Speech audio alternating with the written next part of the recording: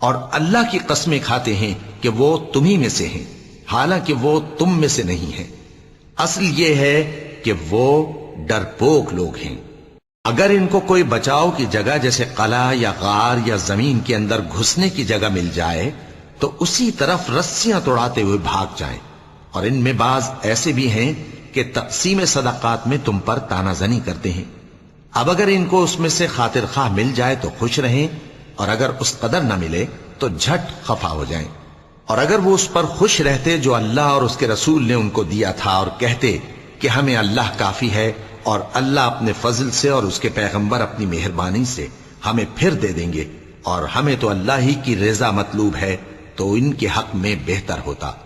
صدقات یعنی زکوٰۃ و خیرات تو مفلسوں اور ناداروں اور کارکنان صدقات کا حق ہے، اور ان لوگوں کا جن کے دل جیتنا منظور ہے، اور غلاموں کے آزاد کرانے میں، اور قرض داروں کے قرض ادا کرنے میں، اور اللہ کی راہ میں، اور مسافروں کی مدد میں بھی یہ مال خرچ کرنا چاہیے۔